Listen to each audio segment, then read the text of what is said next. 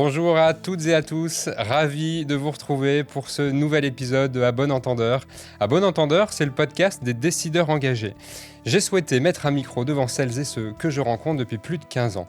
Des entrepreneurs, des dirigeants ou des personnes qui agissent concrètement en entreprise. Le vécu, le terrain sont généralement les choses inspirantes. Ici, pas de posture, pas de morale, juste s'inspirer des conversations avec des gens qui agissent au quotidien. Aujourd'hui, on va parler entrepreneuriat, sport, héritage familial et contradiction. Devons-nous être exemplaires pour paraître légitimes ? Est-ce qu'on peut défendre certaines convictions tout en ayant des passions qui semblent être à contre-courant ? La question au fond est simple, est-ce que nos imperfections enlèvent de la valeur à nos engagements ? Nous avons tous un jour été confrontés à cette question. Mon invité du jour s'est longtemps posé la question. Pendant des années, il a gardé une partie de lui en retrait, par peur du regard, du jugement ou peut-être de paraître illégitime ou paraître incohérent. Et aujourd'hui, il a décidé d'assumer. Il s'appelle Charles Pic, a passé plus de 13 ans dans l'entreprise familiale. Parti du terrain en tant qu'agent d'entretien, il a ensuite occupé des fonctions d'exploitation, de commerce, de direction, puis de RSE. Aujourd'hui, Charles se lance dans une aventure entrepreneuriale avec Joko Pickleball, le premier club dédié au pickleball de la région. Bonjour Charles, bienvenue dans Un Bon Entendeur.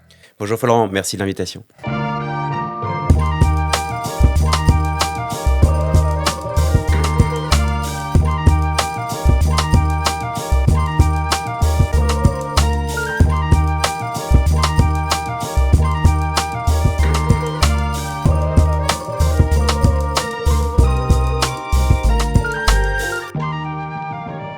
Charles, bienvenue dans Un Bon Entendeur, je suis ravi de te recevoir aujourd'hui. Merci de l'invitation. Je t'en prie, écoute, avec grand plaisir. Bon, comment tu te sens, Charles ? Parce que là, on est à quelques jours de l'ouverture. Alors, c'est vrai que l'épisode va être diffusé au moment où le club aura déjà ouvert. Et là, on est encore on est dans les starting blocks. Comment tu te sens ? Bizarrement, un peu moins stressé qu'il y a quelques temps. Mais c'est vrai que l'aventure démarre dans 10 jours. Et que là, on va rentrer vraiment dans le vif du sujet. Les travaux sont pas finis et je pense qu'on sera prêt le 22 minuit pour ouvrir à 8h le 23 mars. Ouais, donc tu seras prêt tu seras prêt le 23 à 7h59. Il y aura encore des bricolages à faire, mais on sera prêt à accueillir les clients avec des terrains de qualité. Et puis... Bon, c'est le charme de l'entrepreneuriat. Alors après, c'est vrai que quand on est dedans, on est dans le jus. J'imagine que là, et merci d'ailleurs de consacrer une partie de ta matinée pour venir ce matin, parce que j'imagine que les sujets sont nombreux en ce moment, juste avant l'ouverture. Donc merci beaucoup d'avoir accepté l'invitation. Bon, écoute, Charles, est-ce que tu peux te présenter en quelques mots pour celles et ceux qui ne te connaissent pas encore ? Alors écoute, je m'appelle Charles Pic, j'ai 39 ans, je suis papa de 2 enfants, marié à ma femme depuis quelques années. Et effectivement, tu l'as dit, j'ai passé 13 ans de ma vie dans l'entreprise familiale avec mon père et mon frère, que j'ai décidé de quitter le 31 mars 2024. Grosse décision J'imagine. pour monter mon projet entrepreneurial et créer un club 100% dédié au pickleball, sport qui arrive massivement et qui commence à bien arriver en Europe.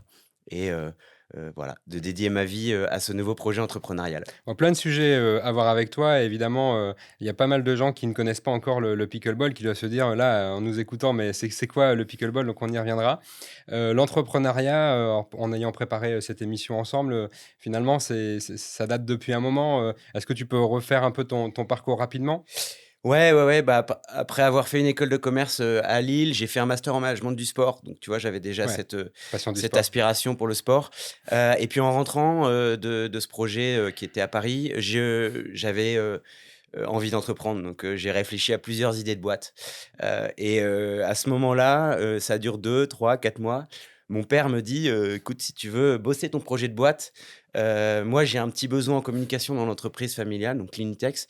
Et viens bosser, ça te fera un petit salaire et puis je t'autoriserai à bosser sur ton projet entrepreneurial. Et voilà, et donc je signe un CDD de 4 mois à ce moment-là dans l'entreprise familiale. Et du coup, ces 4 mois se sont transformés en 13 ans. Parce qu'au bout de 4 mois, j'ai pas beaucoup travaillé sur mon projet entrepreneurial. Ouais. C'est compliqué de mener les deux de front. J'ai dû mener les deux et Ouais. surtout, je me suis bien marré. Chez Clinitex en communication, il y avait des beaux sujets à gérer à l'époque. Et au bout de 4 mois, on s'est regardé avec mon père et mon frère aussi, qui était déjà dans l'entreprise depuis quelques années. Ouais. Et on a décidé de prolonger l'aventure, mais de manière un peu plus classique. Donc, repartir du terrain pour découvrir l'ensemble des métiers de l'entreprise pour arriver à des fonctions plus support en fin de parcours. Mais on y reviendra. Ouais, et le terrain, d'ailleurs, tu parles là et je pense que c'est quelque chose qui est assez, prédominant dans ton parcours, alors je sais pas si c'est toi personnellement ou c'est la culture de la famille? J'ai l'impression que c'est ancré aussi, chez Clinitex et dans la famille, cette volonté de faire, d'être défeuseux, tu vois? Et de faire ses preuves sur le terrain? Ouais, bah, comme tu le dis, il y a les parleux et les faiseux. Nous, on est plutôt dans le faire, effectivement, chez Clinitex. Je dis toujours «on», Ouais. comme si j'y étais encore. Bon, mais oui, je pense qu'il y a aussi une culture familiale forte de prouver sa légitimité, en fait. D'arriver tout de suite à des postes de direction, sortis d'école de commerce. Euh, Ouais, pour devoir les faire pour ses les preuves. Ouais, collaborateurs, bien sûr. ça n'a aucun sens et on arrive un petit peu, déjà dans des fonctions, de responsabilité, de direction, c'est mal compris, en fait et en plus, ça venait plutôt de ma volonté que Ouais, de repartir du terrain, celle de mon frère également. ouais. Donc on était plutôt, demandeurs de ça, d'aller, voilà, découvrir le métier d'agent d'entretien. Ensuite de chef d'équipe, ensuite de management, ensuite de commercial, et puis ensuite, arriver à des fonctions, mais à plus de responsabilités, mais au bout de quelques années. Ouais. Je crois que chez McDo, ils font 1 an, de terrain, de boutique et cetera. Bon, bah, nous, c'était, 6-8 ans, quoi. Tu C'est vois? un peu plus long, mais c'est un peu plus C'est un peu plus formateur, du long. coup. Non, mais effectivement, et tu parlais de légitimité, tu as complètement raison, mais du coup, tu connais, quasiment chaque métier de l'entreprise, on a tous un prisme aussi dans l'entreprise en fonction du poste dans lequel on se trouve et donc du coup, le fait d'être à différents postes, ça te permet d'avoir une vision plus globale de l'entreprise, j'imagine? Exactement, de connaître son sujet, c'est hyper important, mais il y a aussi le regard, des collaborateurs et des collègues, de prouver que, bah, on est capable et on est à sa Ouais, place et évidemment avec des aspirations, peut-être différentes, mais mais qu'on va faire un petit bout de chemin ensemble et ça leur permet bien sûr. de sentir un petit peu le profil C'était une du pression pour fils. toi, ça, le fait d'être, fils du fondateur, Est-ce que tu te mettais la pression, là-dessus?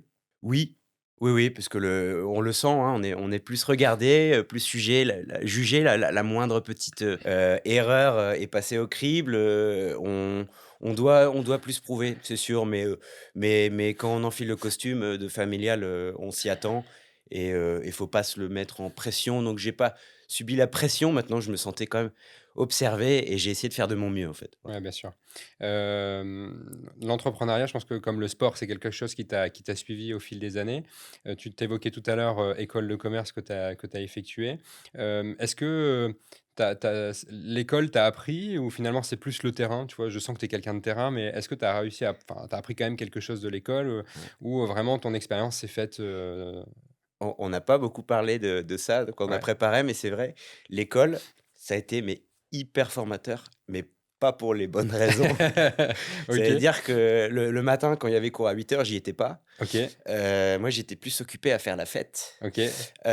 J'étais au BDE en plus en deuxième année. Ah, En tu avais la première, présidence du BDE? non, non, non, j'avais Non? pas la OK. présidence, c'est un copain qui l'avait, mais en tout cas, on était très impliqués dans ce projet et en fait, ce projet, tu le commences en première année Ouais. pour être élu, pour la deuxième année. Donc en fait, c'est un projet qui dure 2 ans et du coup, à ce moment-là, j'espère que mes profs, m'écouteront pas, mais les cours, c'était vraiment secondaire.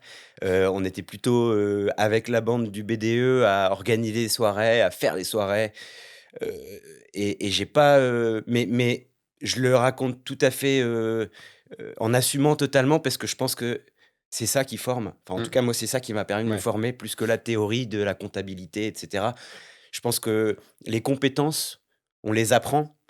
Le savoir-être, il s'apprend pas, Mmh. c'est un chemin, que j'ai parcouru, je pense, avec, cette expérience école de commerce, Mmh.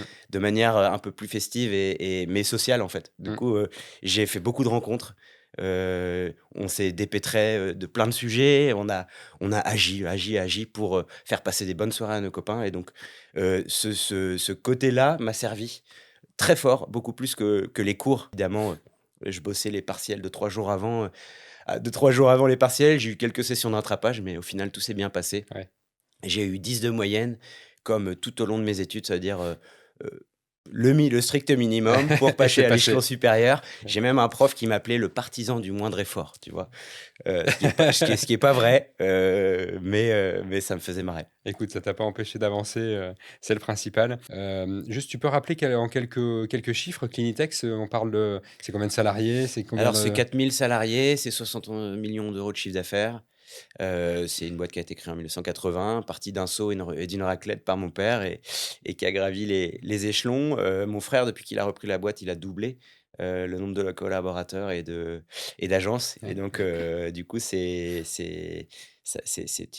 une success story. Mais sur l'aspect managérial, t'en parlais, j'attribue plutôt le mérite à mon papa qui a eu cette démarche et grandement aussi à Édouard, mon frère, Ouais, qui a qui, repris. depuis qu'il a pris le leadership, chez Clinitex, avec mon père, puisqu'il y a eu une phase de transition, mais il a rapidement, Pris les prouvé rênes. sa légitimité et pris la direction du groupe. D'ailleurs, ça s'est fait un matin, mon père, au CODIR, dit: «Bon, bah, en fait, là, aujourd'hui, je suis plus le directeur, donc Édouard, tu es directeur».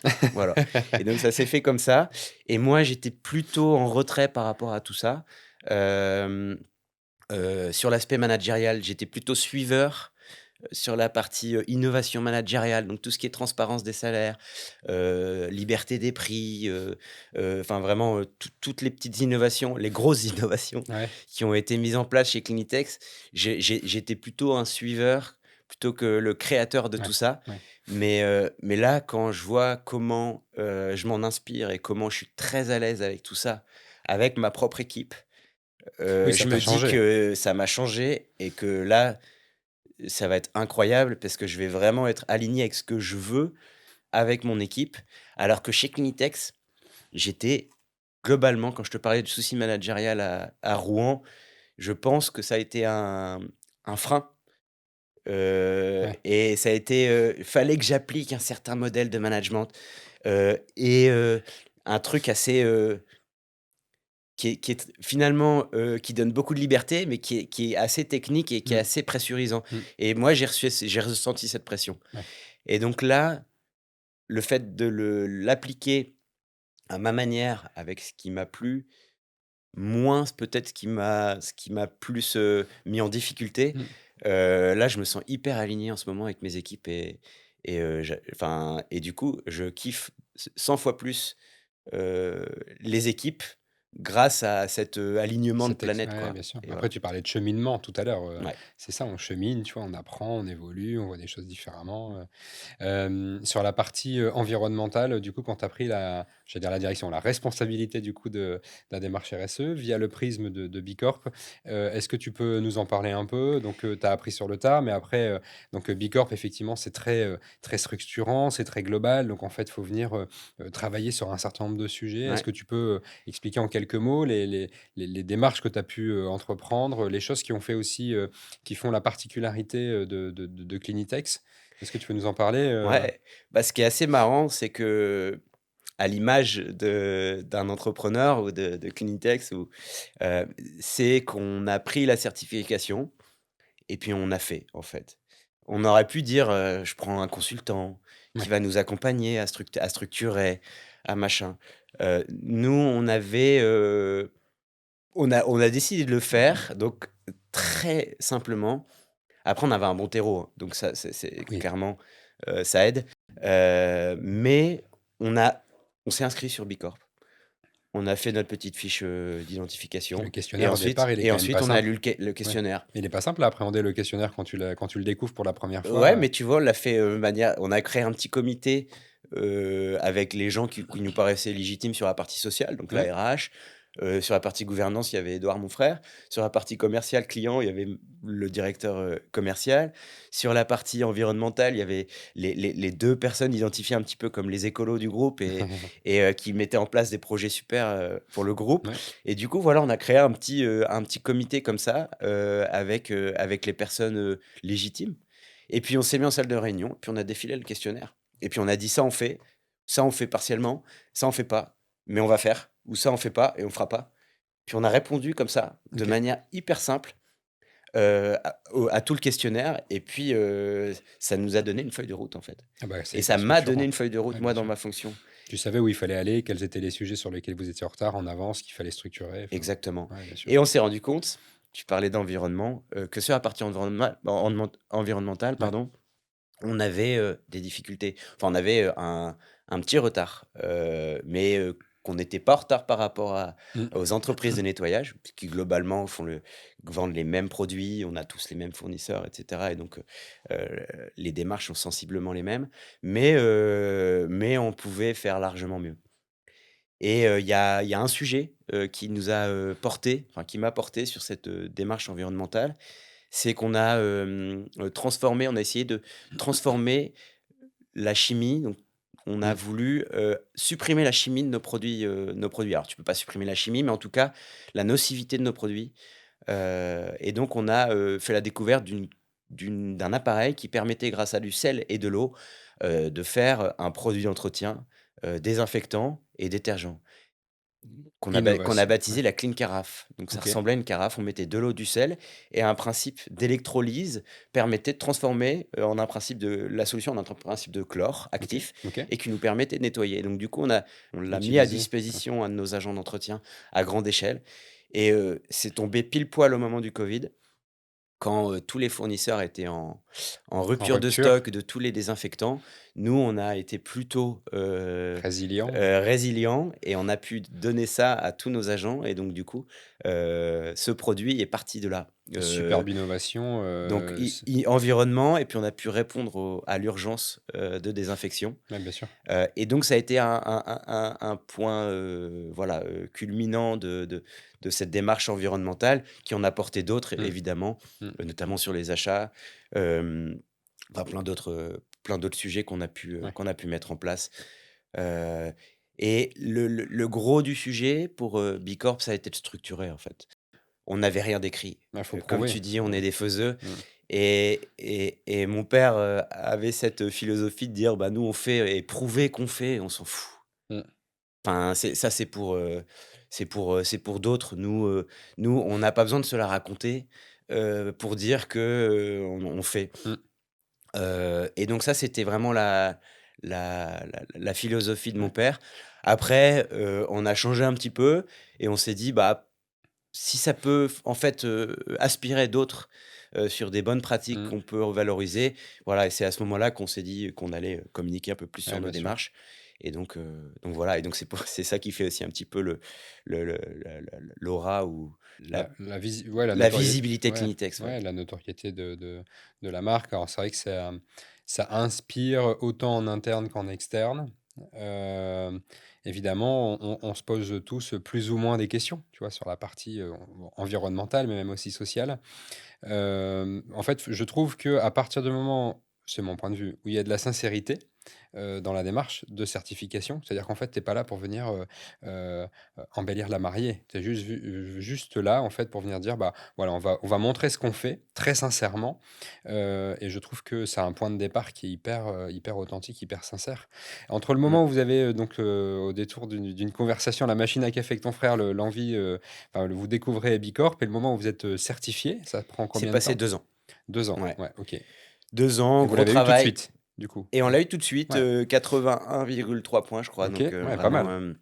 bah, tout juste, parce qu'il faut 80 points Mais pour une première, c'est pas mal. et Parce que pour une souvent, première, c'est pas quand mal et tu fais une donc ouais, première ouais. évaluation, tu es à 50, 55, 60, donc c'est qu'effectivement l'existant était là. Alors oui, on a eu la certification à 81 points, mais quand on a fait la première fois le questionnaire, on était à 60 points. Ouais, OK, d'accord. OK.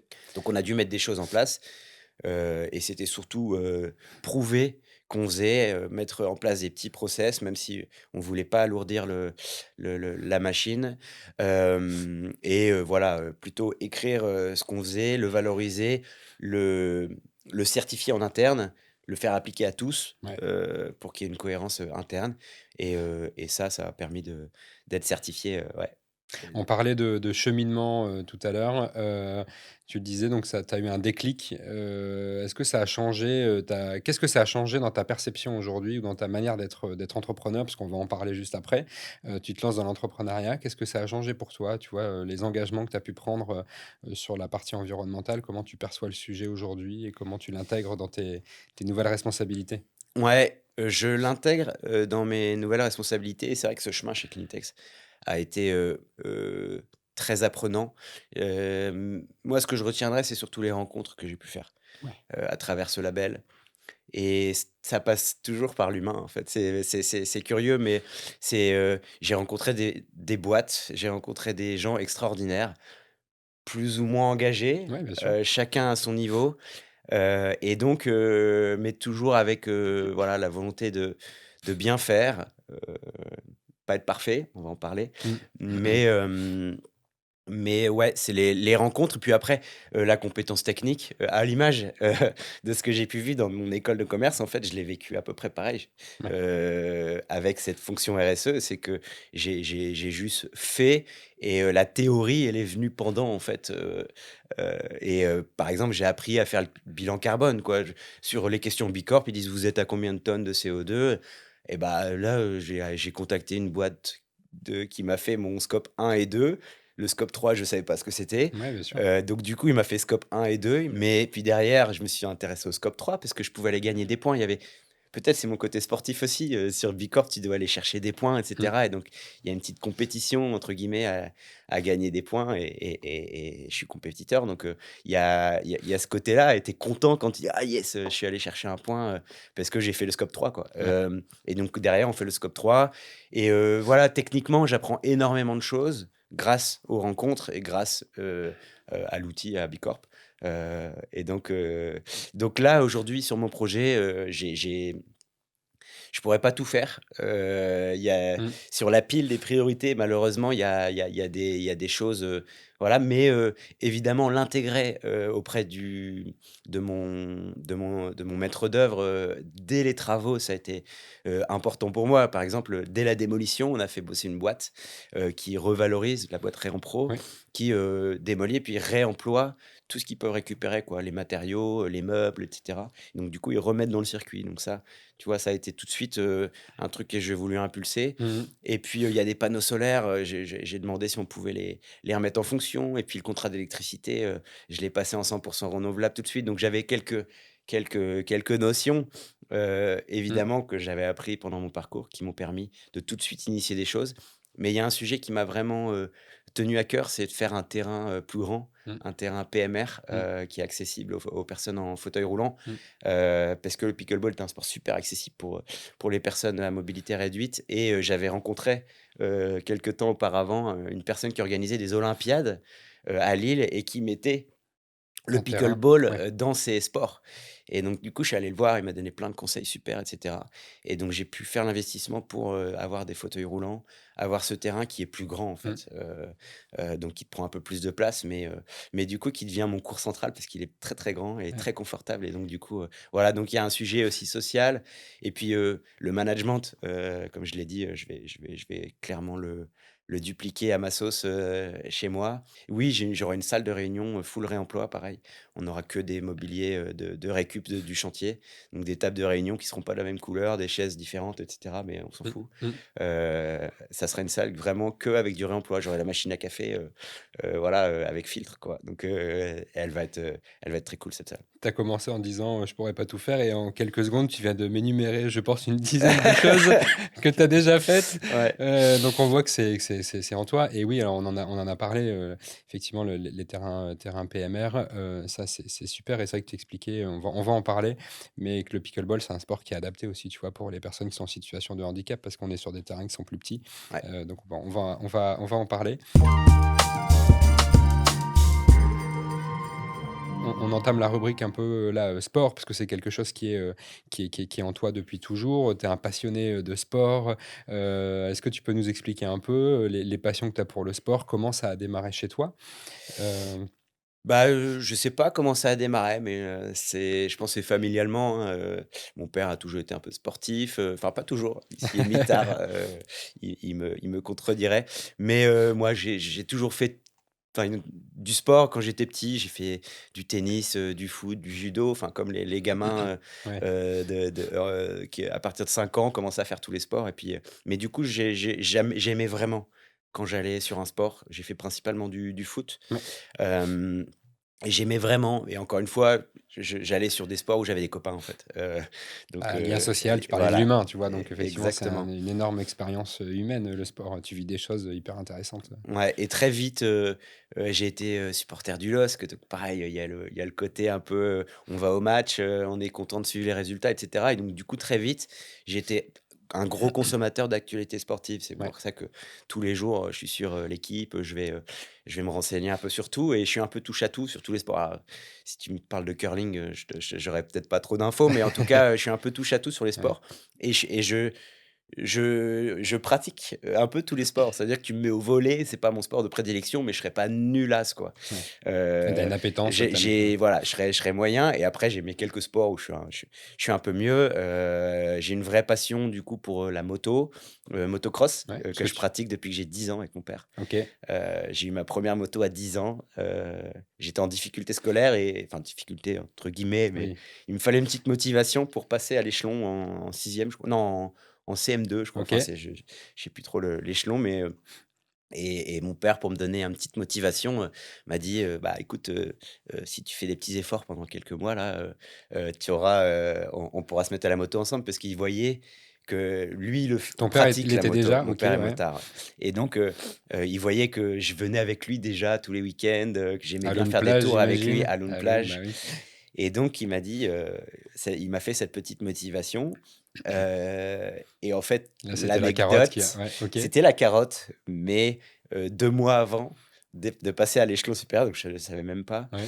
et je vois dans le garage un truc caché sous un drap Elle était déjà là. et je soulève et je vois que c'était ça. Moi, je lui ai pas dit que je l'avais vu, mais la moto était déjà dans le garage et donc du coup, j'ai passé l'échelon supérieur et il m'a montré la moto, ce jour-là et j'ai pu en faire dans le jardin, la première fois, donc c'était OK. un moment extraordinaire. Expérience, enfin, j'imagine souvenir que tu dois te Expérience qui aurait pu ouais, me décourager parce que la première fois que je fais de la moto, qui aurait pu décourager ma mère aussi, surtout, bien c'est sûr. que la Ah ça première fois, je fais un tour du jardin et boum, je me prends un arbre, j'accélère à fond et poum, je freine pas et voilà, mais ça m'a pas découragé et puis derrière, je suis allé à Lune Plage et puis, là, on allait tous les week-ends avec mon père, c'était un plaisir, ouais, donc plaisir c'est super. C'est pour ça ouais, qu'on a créé une relation c'est assez ce que j'allais dire, c'est particulière une avec passion mon père. qui t'a été, transmise Mon et tu as père a vécu quelque chose avec ton père, Ouais, du coup? j'ai vécu ça avec lui, beaucoup plus que Clinitex, en fait Ouais, et il a vécu Clinitex avec Édouard. Je ouais, pense qu'ils ont une relation fusionnelle sur Clinitex ouais. et moi, j'ai une relation fusionnelle avec mon père, avec la moto. Mmh. Ça, c'est vraiment notre truc commun.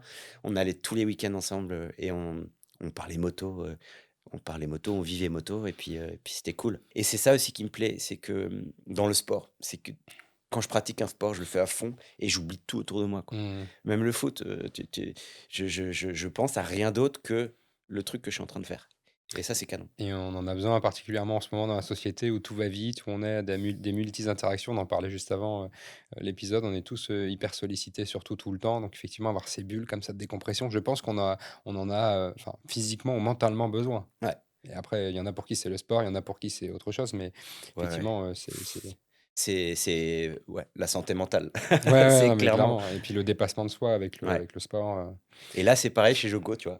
Quand j'arrive le matin, bah, je suis à fond dans mon truc et cetera et t'es dans ta bulle. même le Ouais. petit truc extérieur qui vient je le traite mais limite, je suis frustré parce que Ouais, j'ai envie d'être, 100 dans le truc, ouais, quoi ouais. et voilà, mais c'est ce que je retrouve beaucoup dans le sport. Donc passion du sport du coup, en tout genre, j'ai envie de dire. Ouais, Tu parlais d'expérience humaine, donc sport collectif, mais aussi sport individuel. La moto, c'est un sport, alors individuel et en même temps, tu as une équipe autour de ouais. toi. Hem Et ça, c'est quelque chose que tu as longtemps caché ou tu as eu du mal à assumer, on va dire, dans ta sphère professionnelle, ta pratique du sport et notamment Bah, de la moto? du coup, parce que tout à l'heure, je parlais de mon premier raid, j'en ai fait 5. OK, Avec, Gérard Tilliette, du OK. coup, parce que l'expérience, je voulais en connaître d'autres et puis à la fin, j'avais un peu fait le tour de la question du raid et je me suis dit: «Bon, bah, il me faut un nouvel objectif» Mmh.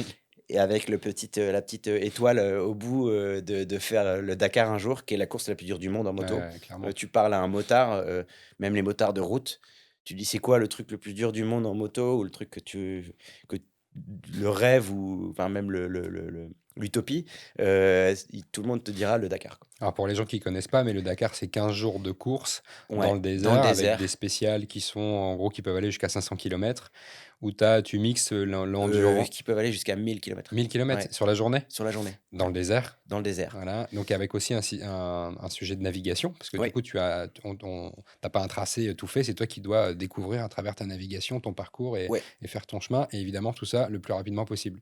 exactement. Sans trop te perdre. Voilà, sans te blesser, sans te casser, Ouais, c'est sans... 8000 kilomètres sur 13 étapes, avec tout ce que le désert implique en Mm. termes de pièges et d'imprévus, tout en naviguant, grâce à un roadbook qui nous donne des notes, Mm. des caps à suivre, etc. C'est Donc même à se c'est demander comment on peut être capable d'une prouesse physique, mentale de cet ordre-là. Mais c'est pour ça que le chemin, encore une fois, Mm. sur tous les sujets, professionnels comme perso, comme sportif, le chemin, j'ai d'abord commencé petit avec une petite moto dans mon jardin, avec après le sable à Loon Plage, et puis l'enduro du Touquet, puis ensuite le raid, et puis ensuite un rallye raid un peu plus engageant. Ouais, bien sûr. Et puis avec la dernière étape que j'ai fait du coup en janvier 2026, Et c'est le quoi Dakar. l'étape au-dessus? Parce Il y que a- tu dis il y en a bah, pas, mais à un moment donné, tu c'est vois. d'en faire 10 d'affilée, mais là ma Ouais. femme elle sera pas d'accord. Tu m'étonnes. Tu Mm. m'étonnes. Ok. Donc, donc ouais, je reviens de ce Dakar, du coup, Ouais. avec la médaille de finisher, parce qu'il faut savoir qu'il y a, Beaucoup d'abandon, il y a de entre casse, 30 et 50% d'abandon tous les ouais. ans. Mm. C'est très difficile, souvent sur blessure. Et puis il y a des. Alors cette année, il n'y en a pas eu, mais bon, Ouais, il y a des décès bah, c'est pas compliqué. assez Sur les 4 régulièrement. rallyes, les 5 rallyes que j'ai fait, il y a eu 4 fois des accidents mortels. Ça, comment tu l'appréhendes, ça, ce risque? Parce que tu prends un risque, tu le sais, ta femme, enfant, etc. Comment tu le vis? C'est quelque chose qui te pousse justement à l'exigence, qui te fait peur? Comment tu l'appréhendes? C'est le rapport à la peur. Si j'avais peur, je le ferais pas. Ok. Et donc j'ai pas peur. C'est comme un alpiniste qui va faire l'Everest. Il sait qu'il y a la météo qui peut jouer, il y a, les conditions, il y a les imprévus, et du coup, c'est pareil dans le désert.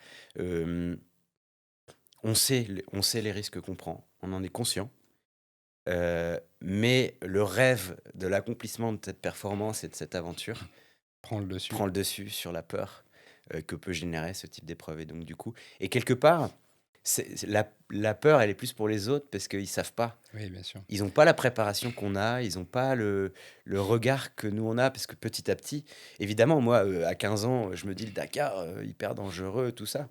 Mais en fait, au plus tu avances vers cet objectif-là, au moins tu te dis: «C'est dangereux», Le parce cheminement, que parce que tu tu apprends, apprends à savoir le faire, quoi. Mm. Après, il y a toujours des mecs qui se mettent en l'air parce que ils ont pas bien appris ou ils ont pas eu de bol, Facteur mais chance, ouais, je veux facteur dire. chance. Mais, mais là, j'ai été excessivement bien préparé. Mon cheminement, mon chemin, ma C'est quoi, c'est préparation 6 mois, physique, 6 mois, un an de bah, préparation? en fait, quand je l'explique, je dis: «C'est toute ma vie», parce qu'avec la Oui, moto, cet objectif, les raids que j'ai fait avant, j'ai fait un rallye aussi juste avant au au Maroc, donc Maroc. 3 mois avant. Là, c'est une ultime préparation. Mais oui, 6 mois avant, j'ai arrêté l'alcool, j'ai mangé très sainement. Ma Mm. femme étant naturopathe, elle a pu me complémenter, bien manger. Donc ça a été une aide précieuse. Et puis de la préparation physique, hein, 2-3 fois par semaine à la salle. J'ai continué mon foot. Ouais, ouais, et puis beaucoup de motos, faire des kilomètres, des kilomètres. Et puis surtout, voilà. Et puis c'est une préparation matérielle. C'est aussi de la recherche de sponsors. Donc c'est vraiment un projet Global. global de vie. Et je suis content d'en avoir plus qu'un là, parce que l'année dernière c'était chaud, mais le fait d'être en projet entrepreneurial, j'étais plutôt en recherche de local, avant les travaux, etc. Donc ça, les planètes se sont vraiment bien alignées avec mon départ de Cleantex, Mm. mon Dakar, et ensuite, voilà, je me concentrais pleinement sur l'ouverture de Joko. Et quand tu me disais, parce que c'est vrai que j'ai pas totalement répondu à la question que J'allais tu y m'as revenir. posée, quand j'étais dans la fonction RSE, je parlais pas de cette passion. Ouais, Alors à certains, oui, qui étaient proches, qui qui savaient, et cetera, connaissait. mais j'en faisais pas la publicité. Tu vois, je pense pas avoir déjà fait un post LinkedIn, sur le Dakar. J'ai un partenaire qui a fait un post LinkedIn me citant, en me disant que j'étais au Dakar, et cetera, et je l'ai liké, mais je l'ai pas repartagé, tu vois? Ouais. Donc parce que, ouais, il y a une petite pudeur par rapport à ma passion. parce que j'ai côtoyé aussi dans ma fonction RSE, je dirais pas des extrémistes, mais peut-être des lanceurs d'alerte, des gens Des militants, très des militants, ouais. activistes. Et Mmh. du coup, pour moi, c'est lunaire, le sport que je pratique, pour Mmh. eux, je veux Mmh. dire. Et pour moi, c'est un crève-cœur, quoi. Mmh. Hem et parce que je fais de mon mieux ailleurs. Chez Clinitex, on a mis des choses en place. Chez moi, je suis tout à fait, je fais de mon mieux, pour être le plus en accord avec mes valeurs et ce que je veux être. Maintenant, j'ai cette passion de la moto qui est apparue très jeune et quand j'ai fait ma fresque du climat, Mmh. j'en ai fait plusieurs avec mon métier, mais tu sais, à la fin de la fresque du climat, on te dit: «Ce à quoi tu es prêt à renoncer Mmh. et ce à quoi tu n'es pas prêt à renoncer». Tu as les 2 questions. Et la question sur ce sur quoi je ne suis pas prêt à renoncer, j'ai dit: «Ma passion moto» et la personne qui anime la fresque du climat, c'est dans le déroulé de l'animation, elle dit: «Je veux pas savoir qu'est-ce que tu as mis sur ton papier, OK. mais c'est OK». Ça Et t'a donc ça a fait un décomplexé d'un petit coup? Ouais, déclic. ça t'a Ça décomplexé fait d'un un coup? petit déclic, en me disant: «Bon, ouais, je suis pas parfait, ce sport, il est pas parfait». Encore que, je suis même allé, quand j'étais un peu, complexé, jusqu'à calculer l'empreinte carbone d'un Tour de France, Mmh. comparé à l'empreinte carbone d'un Dakar. Et Qui doit bon, être j'ai été rassuré, mais ça a pas duré longtemps parce que quoi qu'il arrive, c'est un peu subjectif. mmh, Mais, le Tour de France, a une empreinte carbone bien supérieure au Dakar. lié au déplacement des spectateurs, parce qu'en fait, C'est dans l'événementiel, Exactement. c'est Nous, ce dans qui le désert, prime. on a personne. On a que 2-3 personnes, surtout en Des Arabie locaux. Saoudite, Mmh.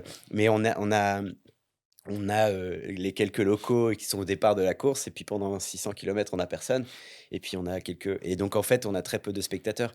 Ce qui était pas le cas quand le Dakar était en Amérique du Sud. Là, il y avait énormément de spectateurs OK. et puis, ou en Afrique, mais en Afrique, il y avait beaucoup de spectateurs aussi quand ça traversait les Mmh villages et cetera. Ouais, mais qui sont en local, qui du coup se Mais c'est déplacent pas, voilà, déjà d'une pas, véhiculés, exactement. voilà et Mais la caravane du Tour de France, oui. est beaucoup plus, consommatrice, de CO2 qu'un Dakar. Ça paraît bizarre, mais voilà, donc c'était un truc pour me rassurer, mais ça veut pas dire que, c'est bien ou Oui. que c'est moins enfin que c'est mieux. Enfin, c'est pas une course à la vertu, quoi.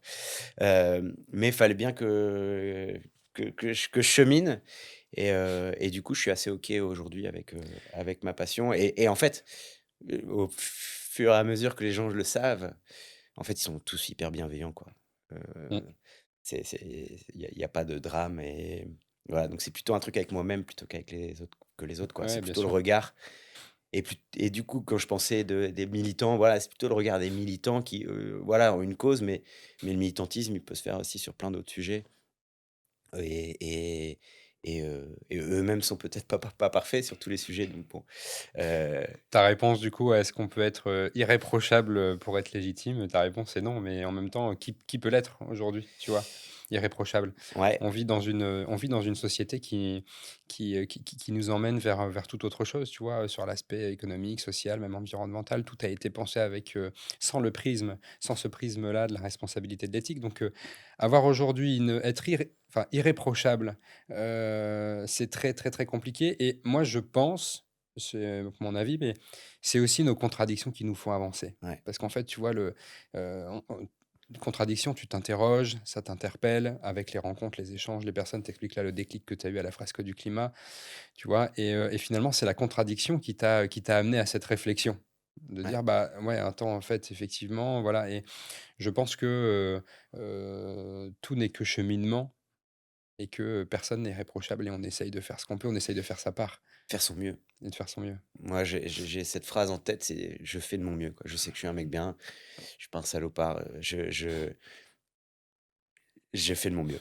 Est-ce que tu as déjà j'imagine que tu as déjà eu, on l'a tous déjà eu, des gens, soit enfin des discussions avec des gens ultra engagés et comment tu l'as perçu? Et à l'inverse, des gens qui, notamment de par le prisme de, l'imperfection, vont se dédouaner d'action en disant: «Bah, ouais, mais tu fais Oui, ça, donc du coup, en fait, ça sert à rien» et cetera. c'est marrant parce que les gens sont bienveillants. ils peuvent avoir, tu sais, un post LinkedIn un peu sec, ils peuvent avoir, le partage du post, de et ou, par discussion interposée, tu sais que le mec il a dit ça et cetera. Mais en face, même avec ces militants-là, ils ont toujours été super bienveillants. En fait, quand ils m'entendent parler, peut-être, ils sentent que voilà, que c'est une passion indéboulonnable et et que c'est comme ça. Maintenant, j'ai pas encore, 100 de la réponse à ma question, à mon paradoxe. Mmh. Mais ce que je peux dire que c'est que dès que maintenant les gens, sont au courant ou que j'en parle à eux, ils sont super bienveillants. Mmh. Ils sont pas dans le jugement et cetera. Maintenant, ils comprennent et je sais pas comment, aller plus loin dans ma réflexion. Je pense que ça va être toute ma vie. Oui, ça va cheminer. Heu, Après, la pratique de ton sport va aussi, évoluer, Elle évolue elle déjà, ouais, évolue, ouais. j'imagine, Mmh. enfin, tu vois, Ouais, sur la réutilisation, du matériel, le oui. recyclage des pneus, sur, l'utilisation d'huile ou de matériaux qui soient moins polluants, enfin, donc ouais, tout le Ouais, monde ouais, tout le monde tu tu chemine, hein, tu le là-dessus. vois partout, sur l'Enduro du Touquet, même sur le Dakar, il y a une page entièrement dédiée et cetera. Mais cette page, elle va forcément être critiquée par le militant, qui va dire: «C'est pas suffisant». Mais bon, ça Après, petit à petit, ça se fait et puis, tout le monde a et son avis, hein. C'est vrai que les réseaux ouais, sociaux ont tendance à décomplexer un peu et donner la parole à ouais tout le monde et chacun y va de son avis. Après, il y a des et choses à prendre, des choses à moins prendre peut-être aussi. il y a ce côté aussi, incertitude, quoi. Et faut aussi laisser part à l'incertitude, dans l'histoire de l'humanité, on s'est trompé souvent, quoi. Mmh. Le monde s'est souvent adapté à son environnement et donc une fois, j'ai assisté à une conférence d'un mec du GIEC, hem malheureusement, j'ai pas pu lui poser la question parce qu'on était nombreux à vouloir poser la question, j'avais le bras levé, je voulais lui dire: «Mais est-ce que» puisque là, vous nous dépeignez un tableau, terrible en termes de changement climatique, mais est-ce que vous avez aussi des scénarios positifs? Ça veut dire où il Mmh. y a un espèce de régulation qu'on n'avait pas anticipé scientifiquement et j'ai envie de croire à ça, quoi. J'ai envie de croire que on peut se tromper, sans me dédouaner Bien de sûr. ma part à réaliser, sur ces sujets, mais j'ai envie de croire, que, les scientifiques n'ont pas, réponse à tout, et n'ont pas, sont pas, forcément, ils sont experts, mais peut-être qu'ils se trompent, quoi. Après, on a besoin d'eux parce que malgré tout, ils nous font avancer aussi dans nos Ouais. Mais cheminements. Mais la réponse, elle est pas que ça aide, hein, scientifique ou technique. Ah bah oui, bien sûr. parce qu'au moins, on se dit de croire à un truc positif qui va peut-être arriver, on prend une dose de respiration parce que sinon, bah, c'est anxiogène et puis c'est tout, quoi. Donc Alors, il y en a pour qui c'est un moteur, il y en a pour qui effectivement ça va ouais. les bloquer parce que du coup, ça leur fait extrêmement peur. Mmh. Mais la réponse est écosystémique. Donc il y a pas une solution, Ouais. en fait, il y en a plusieurs et c'est la somme de tout ça qui va faire que. Franck, dans l'épisode précédent, parlait, du colibri, tu vois? Le Oui. fait que chacun puisse, faire sa part, en son âme et conscience, peut-être en se disant, «C'est peut-être pas parfait. Par contre, je donne mon meilleur, je chemine, Ouais. j'avance et je fais ma part». Ouais. Et je pense que si déjà tout le monde avait cette réflexion-là, je pense que le monde s'en porterait mieux, mais ouais. Bah, j'espère qu'ils nous écouteront alors. C'est le but, écoute.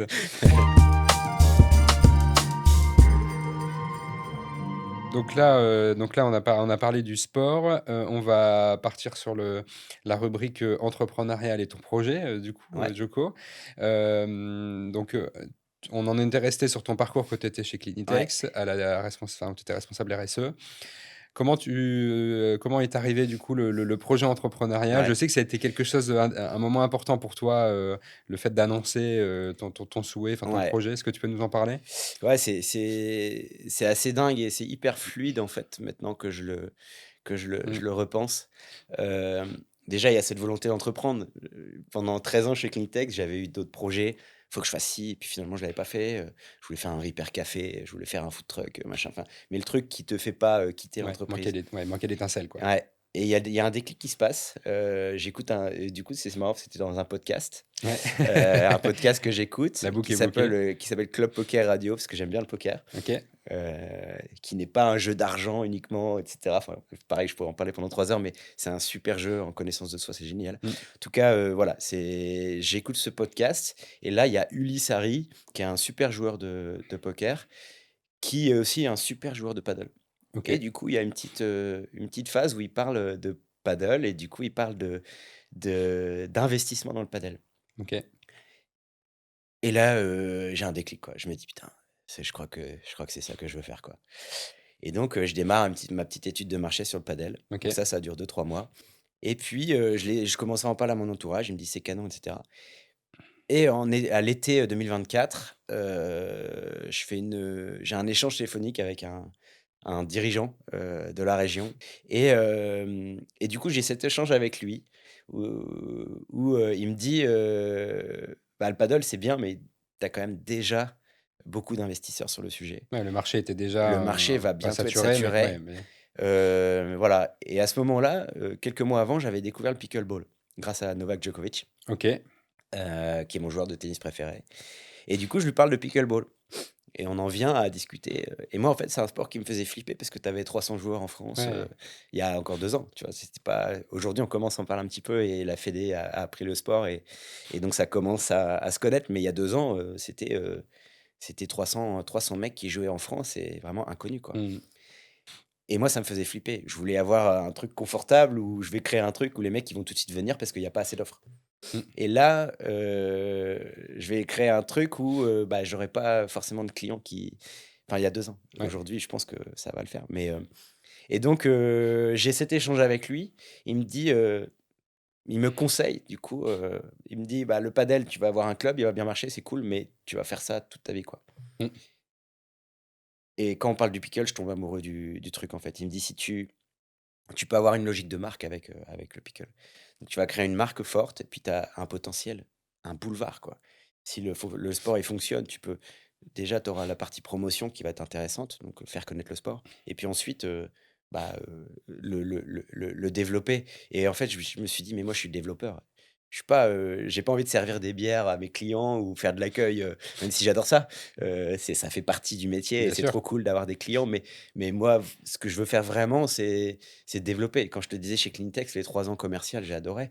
Bah là, Un challenge, quoi. voilà, et du coup, le challenge, c'est pas de faire un Joko, mais c'est d'en faire plusieurs, Ouais. sur les plusieurs alors là, je fais un très gros début, donc ça a un peu changé les plans en termes de temporalité, mais ça change pas le plan, à l'avenir, Mmh. de créer une marque forte dans le pickleball avant de créer des clubs, quoi. Donc là, à ce moment-là, tu changes, Et le donc projet paddle ouais. au projet pickleball. Et du coup, je me dis: «Bah, vas-y, go». Je m'inscris à des tournois, je m'inscris à une formation pour être formateur. Enfin, je vais faire le curieux, quoi, et Ouais. puis, je m'engage. Et puis, quand c'est décidé, je l'annonce à mon frère. J'ai les mains tremblantes. J'ai le cœur qui bat à fond et tout, même si je sais, pertinemment qu'il va bien le prendre et Oui. cetera. Ça Mais reste, c'était plutôt la peur, moi, j'allais, ouais. dire un truc qui allait changer ma vie et qui allait, définitivement, bah, tu un peu irrévocable, quoi. Ouais. Et donc, du coup, je lui annonce et là, il me dit: «Trop bien». Enfin, il a la réaction que j'attendais et Et là, qui la voilà, pression retombe. la pression retombe, canon et là, en fait, dans ma tête, je me dis: «Bon, bah, j'ai plus le choix, quoi. On y va». Donc Oui, ça on acte, décide d'une le date et mmh. cetera, le 31 décembre 2024 et donc je quitte l'entreprise familiale, et donc du coup, j'ai dû attendre le 30 septembre pour signer mon bail et commencer les travaux le 1er octobre. Qui se Donc trouve à la Pilaterie, du coup. ouais, c'est, Joko Pickleball, donc ça se trouve du coup, 10 rue de la Sens à Villeneuve d'Ascq et au plein cœur de la Pilaterie. Donc Ouais. j'ai la sortie d'autoroute, j'ai le métro, j'ai le bus. Oui, c'est le C'est métro, vraiment les prêts. Les Prés. Ouais, et donc c'est le local exceptionnel et donc quand je te disais que le projet avait pris, moi, à la base, je voulais faire un club de pickle avec un petit clubhouse où tu manges ta pizza et tu bois ta bière. Là, j'ai trouvé le local avec, J'ai les visité, donc places je de peux témoigner, parking. c'est beau et c'est grand, ouais. 180 m² de terrasse, 300 m² de bar, de resto, une boutique, enfin que 4 000 Ouais, m² de locaux, 12 terrains, ouais, le projet, à quoi, terme c'est un mythe, 14. ouais. Alors, juste attends, parce que je pense que celles et ceux qui nous écoutent découvrent le Ouais, pickleball. Je pense que ok. c'est important aussi de Ouais, t'as réexpliquer raison. la plupart des gens qui nous écoutent. Du coup, c'est un sport de raquette qui a été créé en 1960 Ok. par des Américains, par une famille américaine qui avait un petit chien qui s'appelait Pickle. D'où le nom, Ah, voilà. ça démarre de là, ok. Ouais, ça démarre de là. Et en fait, ils ont créé des raquettes en bois, une balle un peu bizarre en plastique qu'ils ont perforé pour ralentir l'échange. Et D'accord. en fait, ça se joue sur un terrain de la taille à peu près enfin, c'est même exactement la taille d'un terrain d'interne de badminton. Ok. Hauteur de filet de tennis un peu moins bas, un peu plus bas. Ok. Et donc, ça se joue avec une raquette en bois à l'origine. Maintenant, elles se sont un peu améliorées. Une balle en plastique perforé. Et c'est un jeu qui, qui est fait pour avoir des longs échanges. Ok. D'où la balle en plastique perforée qui ralentit dans l'air. On peut faire un gros match, elle va vite ralentir et du coup, elle est assez facilement, on la remet assez facilement en jeu. Ce qui rend le sport plus tactique que technique ou physique et qui est hyper intergénérationnel, quoi. On l'apprend en 5 minutes. Tu joues à 5 ans ou à 90 ans, tout le monde peut jouer. Donc c'est vraiment super, super pour ça. Il a été du coup créé en 1960, mais il a fallu attendre les années 2018-2019 pour que ça explose aux États-Unis. Oui, aux États-Unis, il y a Ouais. énormément de licenciés. Alors aujourd'hui, il y a 60 millions d'Américains qui ont déjà joué au pickleball et il y a Ok. 20 millions de joueurs réguliers. Ok. Donc c'est le sport qui connaît la plus grosse croissance dans le monde. En Ok. France, on n'est pas forcément, tous, au courant, parce qu'on a d'autres sports qui prennent un peu la lumière, comme le Aujourd'hui, on padel. est encore sur le paddle. Ouais, Effectivement, c'est encore en train d'émerger. ouais et donc le pickle en Asie, aux États-Unis, au Canada, en Australie, Australie. ouais, c'est un boom pas possible et je comprends parce que c'est vraiment trop fun comme sport. Ça se joue en double enceinte et c'est ultra ludique, ça fait mini-jeu, en fait et c'est addictif. Heu, Clairement, j'invite tous les auditeurs à venir essayer parce que c'est vraiment, vrai quand on l'essaye, après c'est pas parce que je l'ai créé, après ça fait un peu racoleur, mais clairement, Non, mais tu as on une a que passion aussi des pour, du coup, voilà et du ça. coup, je me suis pris de passion pour ce sport. Bon, je suis pas encore un très bon joueur, mais bon, j'aurai bientôt les terrains pour m'entraîner un peu quand j'aurai le temps. Donc là, c'est le premier club, du coup, dans la région. Donc ouais, il y en a plusieurs en France déjà, des beaux clubs qui se sont créés, Ok. à Lyon, à Toulouse, à Paris, à Bordeaux et donc et j'en oublie, hein, mais il y a plein de projets en cours. Hem Et nous, on sera le premier à Lille. Il y a quelques terrains dispo dans des clubs de tennis ou des structures, des autres structures, mais un club 100 dédié pickleball avec, toutes les infrastructures qu'on a et la qualité des terrains premium qu'on a choisi, plus la proposition de tournois qu'on va proposer, de cours, d'initiation et cetera. Là, on est, le full premier et Mm. on est, le plus gros d'Europe.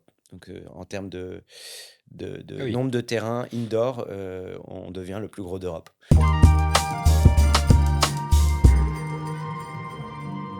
Ouais, On a une, une rubrique dans le podcast, pour celles et ceux qui nous découvrent aujourd'hui.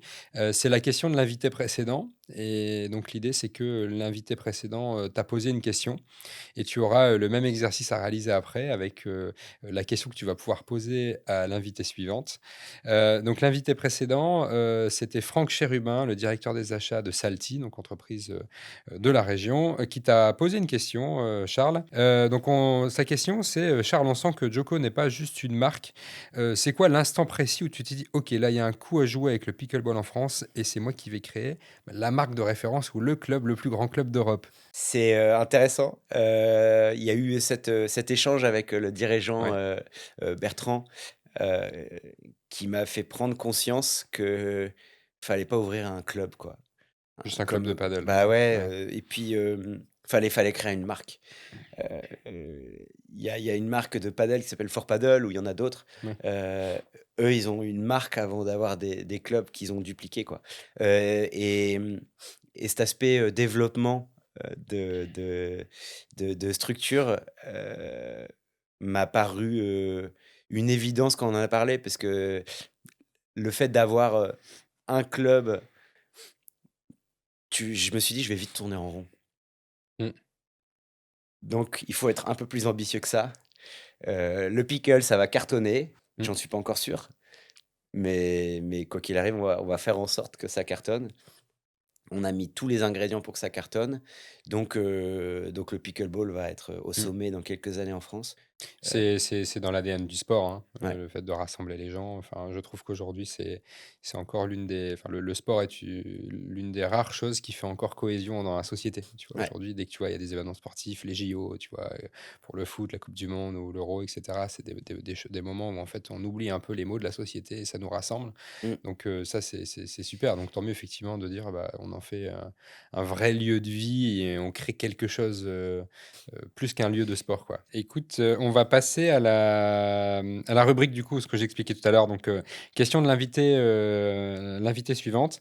Donc la prochaine invitée sera Caroline Poissonnier. Bon, est-ce qu'il faut encore la présenter? Figure emblématique de la région, c'est une personnalité aux multiples casquettes. Caroline dirige avec son frère l'entreprise familiale Baudelet Environnement, une entreprise de la région, et elle a lancé récemment un mouvement qui s'appelle Leader Kiff. C'est un mouvement qui a pour but de sensibiliser, de fédérer, d'accompagner les leaders et les dirigeants à réconcilier ambition et équilibre. Ouais. Quelle question tu aurais envie de poser à Caroline? Alors c'est marrant parce qu'avec Caroline, on se connaît. Elle nous avait, demandé, Edouard et moi, de la briefer un petit peu sur Bicorp, à l'époque où ils entamaient juste leur démarche de certification OK. et depuis, ils ont été certifiés. Donc c'est chouette, on a des chemins qui se ressemblent. Mais, Caroline, on la connaît tous, comme tu dis. Ouais. Moi, j'ai l'impression qu'elle est au four et au moulin et qu'elle, en plus, elle a une famille, elle a une grosse boîte à gérer, elle est sur tous les événements. Je sais pas comment elle fait et aujourd'hui, elle crée ce mouvement, Mmh. mais je pense que du coup, ça fait écho à un parcours qu'elle a eu Mmh. et du coup, ma question, c'est quel conseil elle donnerait à un jeune entrepreneur comme moi, heu sur l'équilibre, sur le kiff, sur la comment, commencer à piloter une entreprise sans se noyer? Mmh. Quel conseil elle donnerait à un jeune entrepreneur, sur ces sujets-là? Eh ben, trop bien. La question est posée. Il faudra écouter le prochain épisode, du coup, pour entendre sa réponse.